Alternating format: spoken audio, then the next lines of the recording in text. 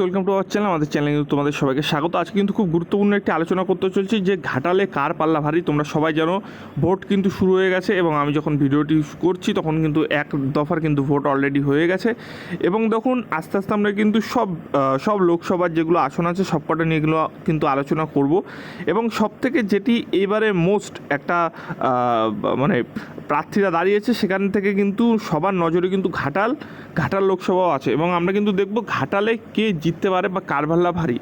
দেখুন আমরা যখন এই ডিসিশনগুলো বা ডিসকাসগুলো করছি, ঠিক আছে, সেইখানে দেখা যাচ্ছে যে অনেক ইস্যু চলে আসছে। যেমন আজকে আমি এই ভিডিওটা করছি, আজকে কিন্তু একটি নতুন ইস্যু এসছে যে কি 2016 যে রিক্রুটমেন্ট তার কিন্তু মোটামুটি 24,000 প্লাস যে একটা ভ্যাকেন্সি ছিল সেটার কিন্তু মানে চাকরি করছিল সেটার কিন্তু টোটাল প্যানেল ক্যান্সেল করে দিয়েছে হাইকোর্ট, ঠিক আছে। এটা কিন্তু একটা বড় কথা এবং সেই সম্পর্কে এটা কিন্তু ভোটে কীরকম প্রভাব পড়তে পারে, কী প্রভাব পড়তে পারে সব কিছু কিন্তু নিয়ে আমরা আলোচনা করতে চলেছি আজকে। ঘাটালে কার পাল্লা ভারী, এর আগে কিন্তু আমরা দেখেছি কোচবিহারে কার পাল্লা ভারী, ঠিক আছে, জলপাইগুড়িতে কার পাল্লা ভারী। অবশ্যই কিন্তু সেগুলো কিন্তু ভিডিওতে গিয়ে দেখে নেবে। আর চ্যানেল নতুন হলে অবশ্যই চ্যানেলটি সাবস্ক্রাইব করে নাও, এই সংক্রান্ত ভিডিও কিন্তু এখানে রোজ আসছে। তো চলো আমরা কিন্তু একটু পুরনো ট্রেন্ড দেখে নিই। পুরনো ট্রেন্ড আমাদের কি বলছে দেখো। ঘাটালে যেটা 2019-এ এটা কিন্তু কি এটা কিন্তু 2019-এর একটি ট্রেন্ড, ঠিক আছে, যেখানে বলা হচ্ছে টোটাল ভোটার সংখ্যা ছিল কিন্তু 19,31,027 জন, যেখানে মেল কিন্তু ভোটার ছিল 9,80,427 জন, ফিমেল কিন্তু ছিল 9,50,568 জন, যেখানে টোটাল কিন্তু ভোট কিন্তু পড়েছিল 14,88,818 জন, যেখানে নাকি 76.4% 2019-এ ভোট হয়েছিল। এবং সেখানে কিন্তু টিএমসি ক্যান্ডিডেট এখানে আমরা সবাই জানি যে আগের বার 2019-এ কিন্তু দেবই ছিল, সেক্ষেত্রে দেবের কিন্তু মার্জিন ছিল বহু 1,07,973 জন, অর্থাৎ 7.3 মার্জিনে কিন্তু সে জিতেছিল। এবং নোটা ভোটারও কিন্তু অনেক পড়েছিল যে 13,810।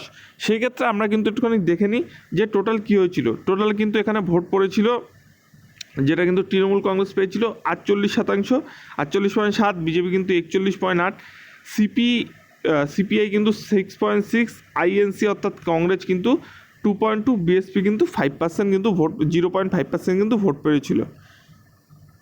এখন কথা হচ্ছে গিয়ে দেখো 2000 এখানে যেই ডেটাগুলো দেখাচ্ছি এর আগে সবগুলো 2014-এর ডেটা দেখেছি, এটার কিন্তু আমার 2014-এর ডেটা এখনও আসেনি। আরেকবার আমি যখন অন্য একটা ক্যান্ডিডেটের সাথে করব তখন কিন্তু আবার 2014 ডেটা এটার সাথে কিন্তু দেখিয়ে দেবো, তাহলে কিন্তু তোমাদের মধ্যে ক্লিয়ার আরও বেড়ে যাবে, অর্থাৎ তোমাদের মধ্যে যে ব্যাপারটা যখন দেখবে তখন কিন্তু ক্লিয়ার আরও ভালো হবে তোমাদের, ঠিক আছে। এবার দেখো মোটামুটি কত ভোটে কে জিতেছে এবং এরপর দেখাবো কার পাল্লা মোটামুটি ভারী এখানে, ঠিক আছে। তো এখানে দেখো আমরা যদি একটুখানি দেখি, দেখো এখানে দেখো যেটা হয়েছিল। তো এইখানে যে ট্রেন্ডটা আমরা ফলো করেছি, যে এখান থেকে যে ট্রেন্ডটা আমরা ফলো করেছি দেখো, এটা কিন্তু 2014-এর ট্রেন্ড, ঠিক আছে, যে লাল আমি যে কালিটা করে দিলাম এটা কিন্তু 2014 সালের ট্রেন্ড। 2014 সালের ট্রেন্ডে বলা যাচ্ছে যে তৃণমূলের কিন্তু সিট ছিল টোটাল মানে 42টার মধ্যে ওয়েস্ট বেঙ্গলে ছিল কিন্তু টোটাল মানে 42টার মধ্যে 34টাই ছিল তৃণমূল, যেটা কিন্তু 2019-এ কিন্তু একদম পাল্টে যায়। এবং আইএনসি অর্থাৎ কংগ্রেস কিন্তু ছিল 4, বিজেপি কিন্তু ছিলই না, 2 ছিল। সেই বিজেপি কিন্তু 2 থেকে উঠে এসে অনেকটা ট্রেন্ড কিন্তু প্রায় মাঝামাঝি করে দেয় 2019-এ, কিন্তু 2014-তে কিন্তু বিজেপি একদমই ছিল না, 2 ছিল এবং সিপিএম কিন্তু 2। তো আমরা যখন 2019-এরটা নজর দিচ্ছি, 2019-এর পর কিন্তু একটি বিধানসভা হয়ে গেছে এবং বিধানসভায় কিন্তু দেখা গেছে যে টিএমসি কিন্তু খুব ভালো রেজাল্ট করেছে, অর্থাৎ একদম বলতে পারো যে বিজেপি কিন্তু তেমন একটা ভালো রেজাল্ট অল ওভার ওয়েস্ট বেঙ্গলে করতে পারেনি, কিন্তু টিএমসি কিন্তু ভালো রেজাল্ট করেছে।